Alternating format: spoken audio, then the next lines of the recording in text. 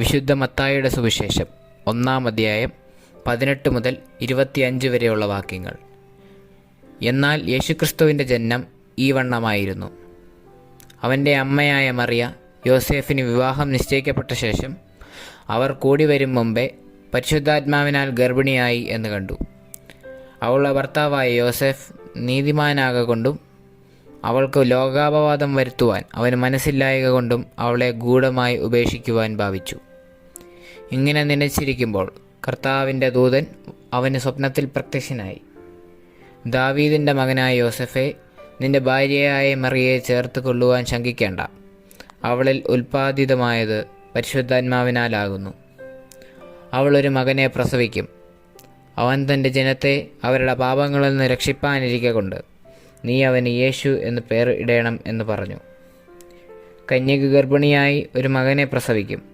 അവന് ദൈവം നമ്മോടുകൂടെ എന്നർത്ഥമുള്ള ഇമ്മാനുവേൽ എന്ന് പേർ വിളിക്കും എന്ന് കർത്താവ് പ്രവാചകൻ മുഖാന്തരം അരുളി ചെയ്തത് നിവൃത്തിയാകുവാൻ ഇതൊക്കെയും സംഭവിച്ചു. യോസെഫ് ഉറക്കമുണർന്നു. കർത്താവിൻ്റെ ദൂതൻ കൽപ്പിച്ചതുപോലെ ചെയ്തു. ഭാര്യയെ ചേർത്തുകൊണ്ടു. മകനെ പ്രസവിക്കും വരെ അവൻ അവളെ പരിഗ്രഹിച്ചില്ല. മകൻ അവൻ യേശു എന്ന് പേർ വിളിച്ചു. ത്രിയേക ദൈവത്തിന് സ്തുതി. സാഹോദര്യത്തിൻ്റെയും സ്നേഹത്തിൻ്റെയും സന്തോഷത്തിൻ്റെയും സമഭാവനയുടെയും സന്ദേശമുണർത്തുന്ന പുണ്യദിനം ക്രിസ്മസ് ദിനം വരവായി.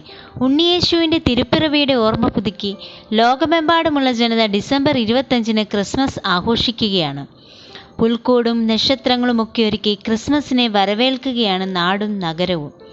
യേശുക്രിസ്തുവിൻ്റെ ജനനമാണ് ഈ ദിവസത്തിൽ അനുസ്മരിക്കപ്പെടുന്നത്. പരസ്പരം സമ്മാനങ്ങൾ കൈമാറാനും ബന്ധങ്ങൾ പുതുക്കാനും ഒത്തുകൂടാനുമുള്ള അവസരം കൂടിയാണ് ക്രിസ്മസ്. ഓർമ്മകൾക്ക് സുഗന്ധവും കാഴ്ചകൾക്ക് തിളക്കവും മനസ്സിന് മധുരവും സമ്മാനിക്കുന്ന മനോഹരമായ കാലമാണ് ക്രിസ്മസ്. മഞ്ഞിൻ്റെ കുളിര്, നക്ഷത്രങ്ങളുടെ തിളക്കം, പുൽക്കൂടിൻ്റെ പുതുമ, പാതിരാ കുർബാനയുടെ പവിത്രത, പറഞ്ഞാലും തീരാത്ത വിശേഷണങ്ങളുമായി പടികടന്നെത്തിയിരിക്കുകയാണ് ക്രിസ്മസ് രാവുകൾ.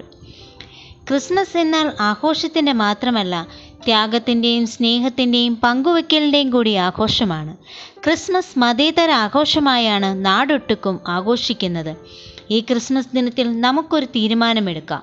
മറ്റുള്ളവർക്ക് നന്മയിലേക്കുള്ള വഴികാട്ടിയാകുന്ന ഒരു നക്ഷത്രമായി മാറുമെന്ന്. അഴിമതിയും അക്രമവും തീവ്രവാദവും അസഹിഷ്ണുതയും സ്ത്രീ പീഡനങ്ങളും അധാർമികതയും മനുഷ്യത്വരഹിതമായ പ്രവൃത്തികളുമൊക്കെ വർദ്ധിച്ചു വരുമ്പോൾ നന്മയുടെ പ്രകാശം പരത്താൻ ചില മനുഷ്യരെങ്കിലും അവശേഷിക്കേണ്ടതുണ്ട്.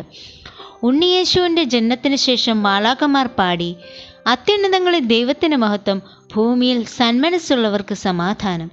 ദൈവപുത്രൻ കാണിച്ചു തന്ന വഴികളിലൂടെ പരസ്പരം സ്നേഹിച്ചും സഹായിച്ചും നന്മകൾ ചെയ്ത് നമുക്ക് മുന്നോട്ട് പോകാം. സ്നേഹത്തിൻ്റെയും സമാധാനത്തിൻ്റെയും സന്ദേശങ്ങൾ ഉൾക്കൊണ്ടുകൊണ്ട് ഇനിയുള്ള കാലം ജീവിക്കാൻ ഈ ക്രിസ്മസ് പ്രേരകമാകട്ടെ. എല്ലാവർക്കും എൻ്റെ ഹൃദയം നിറഞ്ഞ ക്രിസ്മസ് ആശംസകൾ നേരുന്നു. ഇത്രത്തോളം എന്നെ കൊണ്ടുവന്നിടുവാൻ ഞാനുമെൻ കുടുംബവും എന്തുള്ളൂ. ഇത്ര നന്മകൾ ഞങ്ങൾ അനുഭവിപ്പാൻ എന്തുള്ളൂ യോഗ്യത നിൻ മുൻപിൽ. ഇത്രത്തോളം എന്നെ ആഴമായി സ്നേഹിപ്പാൻ ഞാനുമെൻ കുടുംബവും എന്തുള്ളൂ. ഇത്രത്തോളം എന്നെ ആഴമായി സ്നേഹിപ്പാൻ ഞാനുമെൻ കുടുംബവും എന്തുള്ളൂ. ഇത്ര ശ്രേഷ്ഠമായതെല്ലാം തന്നിടുവാൻ എന്തുള്ളൂ യോഗ്യത നിൻ മുൻപിൽ.